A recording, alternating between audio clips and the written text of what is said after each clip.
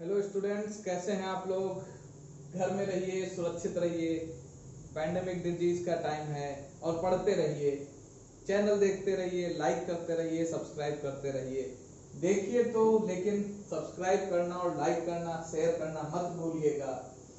आज हम लोग पीरियाडिक टेबल के सेकंड पार्ट पे हैं। फर्स्ट पार्ट में हमने पीरियाडिक लॉज पढ़े और हमने क्या पढ़ा, कितने पीरियाडिक लॉज, पीरियाडिक लॉ में किसने क्या कहा, कैसे एलिमेंट आए, कैसे एलिमेंट की डिस्कवरी हुई और हम कैसे किसी भी पीरियड में नंबर ऑफ एलिमेंट निकाल सकते हैं। आज के लेक्चर में हम पढ़ने वाले हैं periodic properties, specially atomic radius, ionic radius, ionization potential और इलेक्ट्रॉन एफिनिटी। इन चार जगह से क्वेश्चन ना आए ऐसा तो पॉसिबल ही नहीं है हमारे सिलेबस में। इन चार टॉपिक से क्वेश्चन ना आए ऐसा तो हो ही नहीं सकता। एक नहीं, यहां से 2 से 3 क्वेश्चन आपको मिलने ही हैं। देर न करते हुए हम आपको टॉपिक पे ले चलते हैं। पहला टॉपिक हमारा क्या है, atomic radius. First topic is atomic radius. तो सबसे पहला मन में क्वेश्चन आता है कि रेडियस क्या है। आपसे अगर डेफिनेशन पूछी जाए व्हाट इज द रेडियस, तो रेडियस में आप यही कहते हो डायमीटर का आधा। It is relation between radius and diameter. Radius क्या है, किसी भी सर्किल के न्यूक्लियस से सरकमफेरेंस तक की डिस्टेंस को रेडियस कहते हैं, ना कि डायमीटर के हाफ को रेडियस कहते हैं। अब सर्किल का न्यूक्लियस जो सेंटर है ये हमारे एटम में क्या हो जाता है, न्यूक्लियस, और जो सर्किल का सरकमफेरेंस है ये हमारे एटम में हो जाती है वैलेंस सेल। यानी न्यूक्लियस से वैलेंस सेल तक की डिस्टेंस को कहा जाता है एटॉमिक रेडियस। एटॉमिक रेडियस के 4 फॉर्म हैं, अलग अलग तरह से कहां पे क्या होगा ये हम पढ़ेंगे। कैसे वेरी करेगा पीरियड में, कैसे वेरी करेगा ग्रुप में, ये सब आज हमको पढ़ना है। 4 टाइप के एटॉमिक रेडियस, कोवैलेंट मॉलिक्यूल हो सकता है, आयनिक हो सकता है, वान डेर वाल हो सकता है या फिर मेटालिक हो सकता है। तो हम पहली रेडियस पढ़ते हैं कोवैलेंट रेडियस। कोवैलेंट रेडियस के बारे में अगर हम आपको बताएं तो कोवैलेंट रेडियस ऐसे मॉलिक्यूल के बीच में बनती है, ऐसे एटम्स के बीच में बनती है जो नॉन आयनिक होते हैं, यानी कि नॉन मेटालिक होते हैं। उनके बीच में जो रेडियस बनती है उसको कोवैलेंट रेडियस कहते हैं। जैसे कार्बन कार्बन के बीच में बना हुआ, ऑक्सीजन ऑक्सीजन के बीच में बना, कार्बन ऑक्सीजन के बीच में बना, इन दोनों के बीच में जो बॉन्डिंग होती है, जो इनके बीच में रेडियस आती है, दैट इज कोवैलेंट रेडियस। इसको कहा जाता है कि अगर 2 एटम हमारे पास हैं, दोनों एटम के न्यूक्लियस के बीच की डिस्टेंस का half, radius is equal to Z upon 2। Z क्या है, इंटर न्यूक्लियर डिस्टेंस। मैंने बताया ना, एक एटम दूसरा एटम, दोनों के न्यूक्लियस के बीच की दूरी और उसका हाफ, ये हो गया हमारा कोवैलेंट रेडियस। और कौन सा कोवैलेंट, होमोडाइएटॉमिक, यानी दोनों के दोनों एटम सेम हो। जैसे H2 O2 N2, यानी कि दोनों एटम जब सेम होंगे तो हम होमो एटॉमिक मॉलिक्यूल की कोवैलेंट रेडियस कहेंगे। ऐसी भी पॉसिबिलिटी है कि एटम बदल जाए, जैसे कार्बन मोनोऑक्साइड CO होता है, उसको हेटेरोएटॉमिक कहते हैं। ये दोनों ही नॉन मेटल, यहां भी कोवैलेंट रेडियस है, लेकिन ये दोनों अलग अलग हैं। यहां पे जो रेडियस लिखी जाती है वो होता है इंटर न्यूक्लियर डिस्टेंस माइनस जो कोवैलेंट रेडियस है वो किसी एक एटम की। यानी कि इसके निकालने का तरीका बता दूं, हमारे पास CO है, हमको निकालना है R। तो पहले आपको O और O के बीच की डिस्टेंस निकालनी है, यहां की रेडियस निकालनी है। ये जब निकल आएगी तो इसको Z से माइनस कर देना है, तो आपको CO के बीच का एग्जैक्ट डिस्टेंस पता चल जाएगा। It is covalent radius. दूसरा है हमारा आयनिक रेडियस।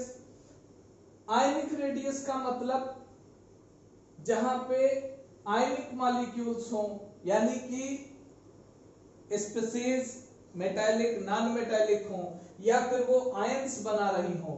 इसके 2 पॉइंट जरूर याद रखिएगा। अगर कभी कोई कैटायन है तो उसकी रेडियस उसके पेरेंट एटम से कम होगी, यानी कि अगर हम बात करें सोडियम, तो sodium is less than, sodium की जो रेडियस होगी it is greater than sodium plus, यानी कैटायन की रेडियस उसके पेरेंट आयन से छोटी होगी, और अगर कोई निगेटिव आयन है it is greater than its parent atom. Negative ion की रेडियस पेरेंट आयन से बड़ी होगी। आयनिक रेडियस भी वही है, effective distance from the nucleus of one ion up to which has influence the anionic bond, यानी कि एक ये आयन है दूसरा ये आयन है, इन दोनों के बीच की डिस्टेंस ही हमको देखनी है, effective distance between the nucleus of two ions. ये डिपेंड करती है Z अपॉन E रेशियो पे, यानी हम कह सकते हैं कि जो आयनिक रेडियस है, ionic radius it is inversely proportional to Z upon E ratio. Z क्या है यहाँ पे, Z है एटॉमिक नंबर और E है नंबर ऑफ इलेक्ट्रॉन, उस एटम में कितने इलेक्ट्रॉन है, इसके इनवर्स रिलेशन में है, यानी ये रेशियो जितना बड़ा होगा रेडियस उतनी छोटी, और ये रेशियो जितना छोटा है रेडियस उतनी बड़ी। इस पे क्वेश्चन है आपके सामने, वो क्वेश्चन हम करके देखते हैं। कुछ आयंस आपके सामने लिखे गए हैं, सोडियम आयन है, मैग्नीशियम है, ऑक्सीजन है और फ्लोरीन, सबके आयन लिखे हुए हैं। हमको इनके इंक्रीजिंग आयनिक रेडियस के टर्म में इनको अरेंज करना है, तो हम इन आयंस को लिखते हैं Na+, Mg+2, O-2 और F-।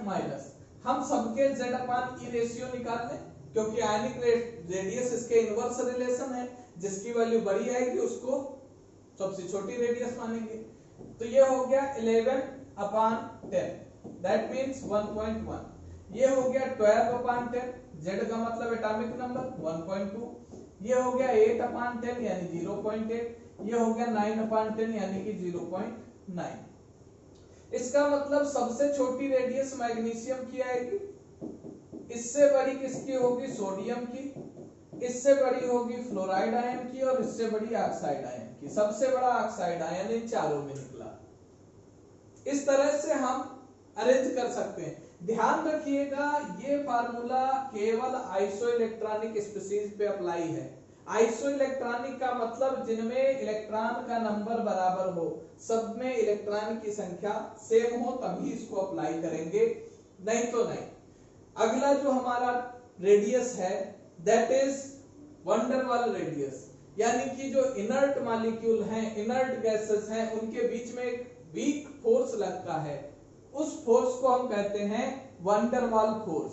और ऐसे एटम्स के बीच में जो डिस्टेंस होती है दैट इज कॉल्ड वंडर वाल रेडियस। स्पेशली नोबल गैसेस के बारे में ये रेडियस देखी जाती है। इसके बाद हम होमोजेनस मिक्सचर ऑफ टू और मोर मेटल्स पढ़ते हैं, दैट इज एलॉय, यानी उसमें मेटल्स एक दूसरे के क्लोज होते हैं, तो फिर दो मेटालिक एटम्स के बीच की जो डिस्टेंस है, nearest two adjacent metal ions के बीच की distance, that is called metallic radius. क्योंकि मेटल जनरली नहीं रिएक्ट करते, मेटल आपस में केवल वहीं एलॉय जो फॉर्मेशन होता है वहीं पे मिलते हैं। ये रेडियस का पूरा टर्म था। रेडियस की वेरिएशन कैसे होती है, वेरिएशन का मतलब ये कैसे बढ़ती है ग्रुप में, कैसे बढ़ती है पीरियड में, इस पर हम यहाँ पे थोड़ा सा डिस्कशन करेंगे। अगर आपसे कभी कहा जाए लेफ्ट टू राइट, इसका मतलब मूवमेंट किधर हो रहा है, पीरियड में, लेफ्ट टू राइट। अगर आपसे कहा जाए top to bottom, top to bottom, यानी कि बात है कहां पे, ग्रुप में, ये ग्रुप में मूवमेंट है, ये पीरियड में। अगर हम लेफ्ट टू राइट यानी कि lithium, beryllium, boron, carbon, nitrogen, oxygen, fluorine, neon, हाँ, अगर लेफ्ट टू राइट मूव करें तो एटॉमिक रेडियस बढ़ेगी या घटेगी, देखते हैं। लिथियम का एटॉमिक नंबर 3 यानी कि 2,1, ये हो गया न्यूक्लियस, पहले में 2 इलेक्ट्रॉन और दूसरे में 1 इलेक्ट्रॉन। ये फ्लोरीन 9, इसका मतलब 2,7, यानी इसके पहली सेल में 2 इलेक्ट्रॉन और दूसरी सेल में 7 इलेक्ट्रॉन। अब बताओ कहां पे रेडियस ज्यादा होगी, कहां कम होगी। सेल की संख्या बराबर सेम सेल में नंबर ऑफ इलेक्ट्रॉन बढ़ रहे हैं, यानी कि न्यूक्लियर चार्ज बढ़ रहा है। इफेक्टिव न्यूक्लियर चार्ज निकालना था ना, इसके लिए क्या निकल के आएगा, इसका इफेक्टिव न्यूक्लियर चार्ज कम होगा, इसका इफेक्टिव न्यूक्लियर चार्ज कम होगा और इसका ज्यादा होगा। जहां पे फोर्स ऑफ अट्रैक्शन ज्यादा होगा, चार्ज ज्यादा है तो फिर फोर्स ऑफ अट्रैक्शन ज्यादा होगा तो मॉलिक्यूल कॉन्ट्रैक्ट हो जाएगा। दो बड़े मैग्नेट अगर एक दूसरे के क्लोज हो तो उनके बीच अट्रैक्शन ज्यादा होता है, यानी लेफ्ट टू राइट मूव करने पे जो एटॉमिक रेडियस है ये क्या होगी, डिक्रीजेस। क्यों decreases, force of attraction increases, due to force of attraction increases. और किसके बीच में, इंक्रीजेस, न्यूक्लियस एंड किसके बीच में, nucleus and valence shell. Valence shell और न्यूक्लियस के बीच में फोर्स ऑफ अट्रैक्शन बढ़ेगा। लेकिन अगर हम टॉप टू बॉटम बात करें, लिथियम के बाद आता है सोडियम। सोडियम का होता है 11 यानी 2,8,1, दैट मींस ये न्यूक्लियस हो गया, इसमें 2 इलेक्ट्रॉन, फिर 8 इलेक्ट्रॉन और फिर थर्ड सेल भी आ गई तो 1 इलेक्ट्रॉन, यानी कि वैलेंसी सेम है, वैलेंस इलेक्ट्रॉन सेम है, लेकिन यहां नंबर ऑफ सेल बढ़ रही है। क्या बढ़ रहा है, number of shell. Number of shell बढ़ रही है, इसका मतलब रेडियस भी बढ़ रही है। जैसे जैसे सेल बढ़ेगी वैसे वैसे रेडियस बढ़ती जाएगी। ये है वेरिएशन, किधर को बढ़ेगा किधर को घटेगा। इस पे क्वेश्चन बनते हैं। 2 पॉइंट ये जरूर पढ़ लीजिएगा, ट्रांजिशन मेटल्स में साइज में डिफरेंस बहुत स्लाइट होता है। क्यों, क्योंकि इनके इफेक्टिव न्यूक्लियर चार्ज में बहुत स्लाइट डिफरेंस आता है। शील्डिंग इफेक्ट जो है वो बहुत स्लाइट वेरी करता है। शील्डिंग इफेक्ट, न्यूक्लियर चार्ज, ये सब पिछले लेक्चर में बताया था, एक बार उसको जरूर देख लीजिएगा। जो इनर ट्रांजिशन मेटल हैं, एफ ब्लॉक एलिमेंट हैं, जो पीरियोडिक टेबल के नीचे 2 बने हुए हैं, उनमें कॉन्ट्रैक्शन स्टार्ट हो जाता है, यानी कि उनका साइज घटना शुरू हो जाता है। लैंथेनाइड को लैंथेनाइड कॉन्ट्रैक्शन और एक्टिनोइड सीरीज को एक्टिनोइड कॉन्ट्रैक्शन कहते हैं। अब ये क्यों होता है, वहां पे ऐसी कौन सी चीज, उनका जो शील्डिंग इफेक्ट होता है, जो अंदर का रिपल्सन था वो घटने लगता है, क्योंकि सेल्स का साइज इतना बढ़ जाता है, दूरी इतनी हो जाती है कि रिपल्सन 0 हो जाता है, कम हो जाता है, 0 नहीं हो जाता, नेग्लिजिबल हो जाता है, घटने लगता है, जिस वजह से उनका साइज घटने लगता है। दूसरा पॉइंट है, दूसरी जो प्रॉपर्टी है, that is ionization potential, ionization energy या फिर आयनाइजेशन एंथैल्पी। तीनों टर्म एक ही है, तीनों नाम से पूछा जाता है। ये क्या है, ये हमारा न्यूक्लियस और ये एक एटम, इसके वैलेंस सेल में कुछ इलेक्ट्रॉन है, अंदर तो जैसे भरे जाते वैसे ही होंगे। इस इलेक्ट्रॉन को अगर हमें यहां से निकालना है तो क्या किया जाए, इसको एनर्जी दे दी जाए। इसको एनर्जी दे देंगे तो क्या होगा, ये इलेक्ट्रॉन यहां से निकलेगा। फोटो इलेक्ट्रिक इफेक्ट में आपने पढ़ा था कि जब हम इलेक्ट्रॉन को एनर्जी देते हैं तो इलेक्ट्रॉन सरफेस से निकलता है। तो एक आइसोलेटेड गैसियस एटम में अगर हम एनर्जी दे दें तो फिर वो इलेक्ट्रॉन बाहर निकल जाता है, एक सिंगल इलेक्ट्रॉन। तो ये जो एनर्जी है, इतनी एनर्जी कि एक इलेक्ट्रॉन निकले, एक इलेक्ट्रॉन को निकालने के लिए जितनी एनर्जी दी जाती है, that is called ionization energy या आयोनाइजेशन पोटेंशियल। समझ गए, the amount of energy required to remove 1 electron from the isolated gaseous atom. किसी आइसोलेटेड गैसियस एटम के वैलेंस सेल से एक इलेक्ट्रॉन निकालने के लिए जितनी एनर्जी की रिक्वायरमेंट है, जितनी एनर्जी की जरूरत है, वो एनर्जी कहलाती है आयनाइजेशन पोटेंशियल। और एक बात ध्यान रखिएगा, पहला इलेक्ट्रॉन निकल गया, अब अगर एक इलेक्ट्रॉन और निकालना है तो क्या दोबारा जो इलेक्ट्रॉन निकालना है, इस इलेक्ट्रॉन को भी उतनी एनर्जी देनी पड़ेगी या ज्यादा देनी पड़ेगी? अब ज्यादा देनी पड़ेगी, यानी कि each successive ionization potential is greater than its previous one.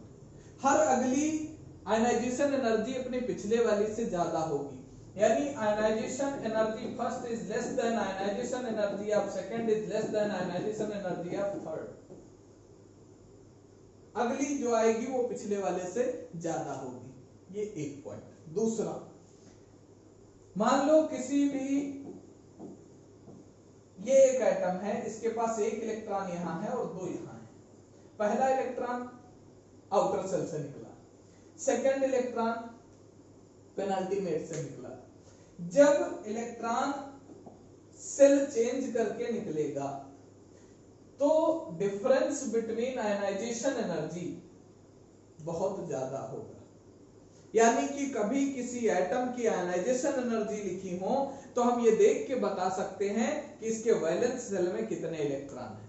Valence shell के मान लो यहाँ 3 इलेक्ट्रॉन थे, तो इन 3 को निकालने के लिए जो एनर्जी दी जाएगी उसमें एक स्लाइट वेरिएशन होगा, 200, 300, 400 किलो जूल का। लेकिन जब ये 3 निकल जाएंगे और ये यहां से निकाला जाएगा, पेनल्टीमेट सेल से निकाला जाएगा, उस समय जो वेरिएशन आएगा वो 2000, 3000, 4000 के टर्म में आएगा। यानी एक मेजर डिफरेंस आएगा। वो हमें इंडिकेट कर देता है कि इस नंबर का इलेक्ट्रॉन पेनल्टीमेट सेल से आया है, इसके पहले के सारे इलेक्ट्रॉन वैलेंस सेल में थे। इससे हमको आइडिया लग जाता है वो एलिमेंट किस ग्रुप में होगा। वो मेटल होगा, नॉन मेटल होगा, मेटलॉइड होगा, ये भी पता चल जाता है। ये पॉइंट सेकंड था, ध्यान रखिए। अगला पॉइंट इस पे हम पढ़ते हैं, जो वेरिएशन है, किधर को बढ़ेगा और किधर को घटेगा। तो अभी आपसे बात हुई थी लेफ्ट टू राइट, अब हम L टू R लिख रहे हैं, टॉप टू बॉटम यानी T टू B। इसका मतलब है हम पीरियड में मूव कर रहे हैं, इसका मतलब हम ग्रुप में मूव कर रहे हैं। अच्छा, साइज घटेगा, अट्रैक्शन बढ़ेगा, तो फिर इलेक्ट्रॉन निकालने के लिए एनर्जी ज्यादा देनी पड़ेगी। और लेफ्ट टू राइट जाने पे साइज क्या था, साइज घट रहा था, अट्रैक्शन क्या था, अट्रैक्शन बढ़ रहा था। इसका मतलब अट्रैक्शन इंक्रीजेज, तो फिर इलेक्ट्रॉन निकालने के लिए एनर्जी भी ज्यादा देनी पड़ेगी, तो आयनाइजेशन पोटेंशियल आल्सो इंक्रीजेज। इधर साइज घट रहा था, इसका मतलब आयनाइजेशन पोटेंशियल भी डिक्रीज करेगा। आयनाइजेशन पोटेंशियल कुछ फैक्टर्स पे डिपेंड करता है। वो फैक्टर कौन कौन से हैं ये आप एक एक करके देखिए। पहला फैक्टर है ionization energy is inversely proportional to atomic size. अभी लिख के आया, यानी कि जिधर को एटॉमिक साइज बढ़ेगा उधर आयनाइजेशन एनर्जी घटेगी, और जिधर आयनाइजेशन एनर्जी घटेगी उधर एटॉमिक साइज, उधर एटॉमिक साइज बढ़ेगा। एटॉमिक साइज बढ़ेगा तो आयनाइजेशन एनर्जी घटेगी। Ionization energy directly proportional to effective nuclear charge. Atomic size और न्यूक्लियर चार्ज एक दूसरे के अपोजिट में ही आते हैं। चार्ज बढ़ेगा तो अट्रैक्शन बढ़ेगा, अट्रैक्शन बढ़ेगा तो साइज घटेगा। लेकिन अट्रैक्शन बढ़ेगा तो एनर्जी हमको ज्यादा देनी पड़ेगी इलेक्ट्रॉन को निकालने के लिए।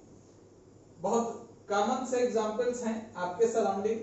अगर कहीं किसी फैमिली में किसी बच्चे का अट्रैक्शन अपने परिवार से ज्यादा है तो उसको उस परिवार से अलग करने के लिए बहुत मेहनत करनी पड़ती है, बहुत उसको एनर्जी देनी पड़ती है।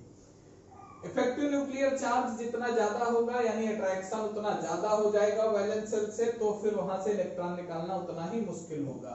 2 पॉइंट यहाँ पे और आएंगे। एक है पेनिट्रेशन इफेक्ट। जो SPDF हमारे पास है इनका पेनिट्रेशन इफेक्ट इस तरह से है, यानी S से इलेक्ट्रॉन निकालना सबसे कठिन है, P से उससे कम है, D से उससे कम और F से सबसे कम। यानी F से हम बहुत इजीली इलेक्ट्रॉन निकाल सकते हैं क्योंकि इसका साइज बहुत बड़ा होता है, जिसकी वजह से अट्रैक्शन बहुत कम हो जाता है। 2 पॉइंट और हैं, एक है शील्डिंग या स्क्रीनिंग इफेक्ट और दूसरा है stability of half filled and full field. ये जो स्टेबिलिटी ऑफ हाफ फिल्ड या फुल फिल्ड टर्म आया है इस पे रिलेटेड क्वेश्चन आता है। अभी मैंने बताया left to right ionization potential increase करता है। Boron, carbon, nitrogen, oxygen, fluorine, इसका मतलब है लेफ्ट टू राइट इंक्रीज करता है तो बोरान से कार्बन ज्यादा, कार्बन से नाइट्रोजन ज्यादा, ऑक्सीजन से फ्लोरीन, लेकिन नाइट्रोजन ऑक्सीजन से भी ज्यादा। इस स्टेप पे ये थोड़ा सा वेरिएशन आ जाता है। इसका आंसर ये है हाफ फिल्ड। हाफ फिल्ड का मतलब प्रिंसिपल में आपने देखा था नाइट्रोजन जो है वो 2p3 half filled configuration show करता है और ऑक्सीजन 2p4। पी में 3 होने की वजह से एक एक सब में है, ये स्टेबल हो गया, जबकि ऑक्सीजन में 4 होते हैं तो एक इलेक्ट्रॉन ये लूज करके अपना स्टेबल कॉन्फ़िगरेशन बना लेता है। यानी कि हाफ फील्ड अगर कहीं मिल रहा है तो फिर वो अपने अगले वाले से ज्यादा शो करेगा। ये है हमारा 5th ग्रुप, ये है 6th ग्रुप, 5th ए 6th ए, यानी कि 5th ए का हर एलिमेंट अपने रेस्पेक्टिव 16 यानी 6th ए ग्रुप के एलिमेंट से ज्यादा आयनाइजेशन एनर्जी शो करेगा। इसी तरह से जहां फुलफिल्ड होगा यानी कि 2nd ए ग्रुप के ज्यादा होगी किससे, 3rd ए से। याद रखना 2nd ए का हर एलिमेंट अपने रेस्पेक्टिव 3rd ए से ज्यादा आयनाइजेशन पोटेंशियल शो करेगा और 5th ए का हर एलिमेंट अपने रेस्पेक्टिव 6th एलिमेंट से ज्यादा आयनाइजेशन पोटेंशियल शो करेगा। इसके बाद आपका आता है इलेक्ट्रॉन गेन एंथैल्पी, आज का आखिरी टॉपिक। इसको यहीं पे वाइंड अप करेंगे। देखते रहिए, लाइक करते रहिए, शेयर करते रहिए।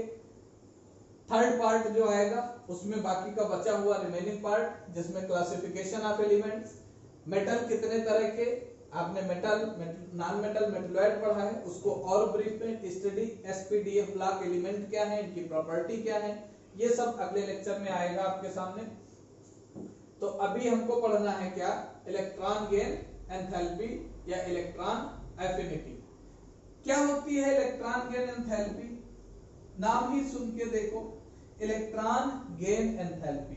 हमारे पास ये एक एटम है, ठीक है, अब इसमें इलेक्ट्रॉन भरे हुए हैं, 2nd तो पूरी भरी जाएगी, तभी 3rd में इलेक्ट्रॉन जाना शुरू होंगे। सपोज दैट 3rd में 3 इलेक्ट्रॉन है, या मान लो हमारे पास 7 इलेक्ट्रॉन है 3rd में। अभी 1 इलेक्ट्रॉन इसके पास कम है, इसको 1 इलेक्ट्रॉन और चाहिए तो ये स्टेबल कॉन्फ़िगरेशन बना लेगा। 1 इलेक्ट्रॉन कहीं से इसमें आ रहा है, अब ये इलेक्ट्रॉन अगर आएगा तो इस इलेक्ट्रॉन को, जो ये इलेक्ट्रॉन घूम रहे हैं माइनस चार्ज के, कंटिन्यू माइनस चार्ज ये घूम रहा है और ये भी माइनस है, तो इनके बीच में एक रिपल्सिव फोर्स लगेगा, एक रिपल्सन क्रिएट होगा और रिपल्सन से एनर्जी निकलती है। मैग्नेट अगर सेम पोल पास लाओ तो हमको ताकत देनी पड़ती, एनर्जी लगानी पड़ती है। एनर्जी लगाते हैं ना, वो एनर्जी क्या होती है, बाहर निकल रही होती है। ताकत लगाते ना, पसीना आने लगता है। अगर बड़े मैग्नेट हो, आपको नजदीक लाना हो तो क्या होगा, थोड़ी देर बाद पसीना आएगा, एनर्जी रिलीज होगी। इस रिपल्सन में हमेशा क्या होगा, एनर्जी रिलीज होती है। एक इलेक्ट्रॉन को किसी गैसियस आइसोलेटेड एटम के वैलेंस सेल में जोड़ने के लिए जो एनर्जी रिलीज होती है, किसी आइसोलेटेड गैसियस एटम के वैलेंस सेल में एक इलेक्ट्रॉन ऐड करने पर जो एनर्जी रिलीज होती है, नॉट रिक्वायर्ड, रिलीज होती है, that is electron gain enthalpy. That is electron gain enthalpy. वो एनर्जी जो है इलेक्ट्रॉन गेन एंथैल्पी। लेकिन अब एनर्जी रिलीज हो रही, इसका मतलब वैल्यू निगेटिव होगी। एनर्जी की वैल्यू क्या होगी, निगेटिव, क्योंकि रिलीज हो रही। आयनाइजेशन पोटेंशियल की वैल्यू पॉजिटिव, क्योंकि वहां देना पड़ता है। लेकिन जो इनर्ट मॉलिक्यूल है हमारे पास, वो तो कंप्लीटली फिल्ड है। अगर उनमें हमको इलेक्ट्रॉन ऐड करना है तो फिर उनको एनर्जी देनी पड़ेगी। उनकी इलेक्ट्रॉन एफिनिटी हमेशा पॉजिटिव होती है, क्योंकि हमें उनको इलेक्ट्रॉन ऐड करना है तो सेल बनानी पड़ेगी, और सेल बनाने के लिए एनर्जी देनी पड़ती है। यानी सिर्फ और सिर्फ इनर्ट मॉलिक्यूल, जितने भी हमारे इनर्ट एलिमेंट हैं, इनर्ट गैसेस हैं, उनकी इलेक्ट्रॉन गेन एंथैल्पी पॉजिटिव होती है, क्योंकि वहां सेल बनेगी तब इलेक्ट्रॉन ऐड होगा, अदरवाइज इलेक्ट्रॉन का रिपल्सन। और यहां पे ध्यान रखिएगा, अगर रिपल्सन देखा जाए तो साथ में शील्डिंग इफेक्ट भी देखना पड़ेगा। शील्डिंग इफेक्ट की वजह से इस एनर्जी में चेंज आता है। इसका तो रिपल्सन हाई है, इस सेल का भी तो रिपल्सन है, अंदर वालों का भी रिपल्सन है। इस रिपल्सन को ही कहते थे स्क्रीनिंग इफेक्ट या शील्डिंग इफेक्ट। इसका क्या इफेक्ट आएगा ये आप आगे भी देखेंगे। इसका भी वेरिएशन देख लें, सेम है जैसे कि हमारा इलेक्ट्रॉन गेन एंथैल्पी का जो रिलेशन है सेम है किसके, आयनाइजेशन पोटेंशियल की। वही सेम लेफ्ट टू राइट और टॉप टू बॉटम। थोड़ा सा एक्सप्लेनेशन बदलेगा। जब एक ही सेल में इलेक्ट्रॉन की संख्या बढ़ेगी, अब यहां पे 7 हो गई ना, और ये है फ्लोरीन, और लिथियम की बात करें तो इसके पास वैलेंस सेल में 1 इलेक्ट्रॉन, यहाँ पे इलेक्ट्रॉन ऐड करेंगे तो 1 इलेक्ट्रॉन का रिपल्सन, एनर्जी कम रिलीज होगी। यहाँ इलेक्ट्रॉन ऐड करेंगे तो 7 इलेक्ट्रॉन का रिपल्सन, यानी एनर्जी ज्यादा रिलीज होगी। जितने ज्यादा वैलेंस सेल में इलेक्ट्रॉन उतनी ज्यादा एनर्जी रिलीज होगी। तो यहाँ पे क्या होगा, लेफ्ट टू राइट बढ़ने पे इलेक्ट्रॉन गेन एंथैल्पी इंक्रीज करेगी, यानी रेडियस के इनवर्स रिलेशन ये भी आ गए। टॉप टू बॉटम जाने पे इलेक्ट्रॉन सेम रहेंगे वैलेंस सेल में, जैसे सोडियम है, सोडियम में क्या होगा 2 8 और 1 2 8 1।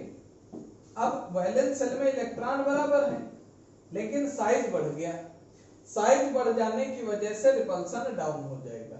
इसका सरकमफेरेंस और इसका सरकमफेरेंस बहुत अंतर है, जितना ज्यादा सरकमफेरेंस हो जाएगा उतना इसका रिपल्सन घट जाएगा, यानी टॉप टू बॉटम जाने पे इलेक्ट्रॉन गेन एंथैल्पी डिक्रीज करेगी। क्लियर? इसके भी फैक्टर्स देख लीजिए, कौन कौन से फैक्टर हैं जो इसको इन्फ्लुएंस करते हैं। पहला फैक्टर रेडियस का ही है, इनवर्स रिलेशन है एटॉमिक साइज के साथ। दूसरा इफेक्टिव न्यूक्लियर चार्ज है, डायरेक्टली प्रोपोर्शनल है।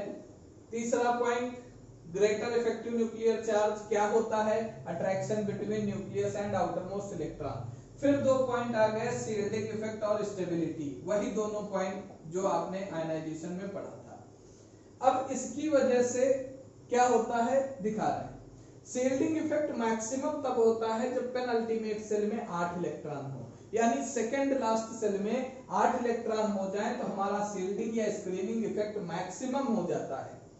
जैसे फ्लोरीन है 2,7 और क्लोरीन है 2,8,7, तो यहाँ पे जो रिपल्सन होगा, शील्डिंग इफेक्ट जो होगा वो क्लोरीन के केस में मैक्सिमम होगा। हम पढ़ते तो हैं top to bottom electron gain enthalpy decreases, electron gain enthalpy decreases और लेफ्ट टू राइट इंक्रीजेस। तो इस हिसाब से अगर देखा जाए तो बर्थनाफ ने, यानी boron, carbon, nitrogen, oxygen, fluorine, neon, inert की तो पॉजिटिव है उनको छोड़ दो। इसके नीचे क्लोरीन आएगा, फिर ब्रोमीन, इधर से इधर जाने पे बढ़ेगा, इधर से इधर आने पे घटेगा, यानी कि सबसे ज्यादा किसका होना चाहिए, फ्लोरीन का, लेकिन सबसे ज्यादा होता है क्लोरीन का, क्योंकि क्लोरीन का शील्डिंग इफेक्ट ज्यादा हो जाता है। इसका मतलब है कि थर्ड पीरियड का हर एलिमेंट अपने सेम ग्रुप के सेकंड पीरियड के एलिमेंट से ज्यादा इलेक्ट्रॉन गेन एंथैल्पी शो करेगा। थर्ड पीरियड एलिमेंट का अपने रेस्पेक्टिव उसी ग्रुप के सेकंड पीरियड के एलिमेंट से ज्यादा इलेक्ट्रॉन गेन एंथैल्पी होगी। Reason shielding effect, reason shielding effect या स्क्रीनिंग इफेक्ट। ये क्या है, बहुत अच्छे से पूरा लेक्चर था पिछला, उसमें दिया गया था, एक बार उसको वहां से देख लेंगे, आपको लिंक मिल जाएगा, प्लेलिस्ट में जाएंगे, फर्स्ट पार्ट जो पीरियोडिक टेबल का है वहां देख लेंगे। आज का टॉपिक यहीं पे खत्म होता है, देखिएगा, लाइक करिएगा। अगले टॉपिक के लिए संडे को मिलते हैं, संडे को आपका अगला टॉपिक रिकॉर्ड किया जाएगा। Thank you.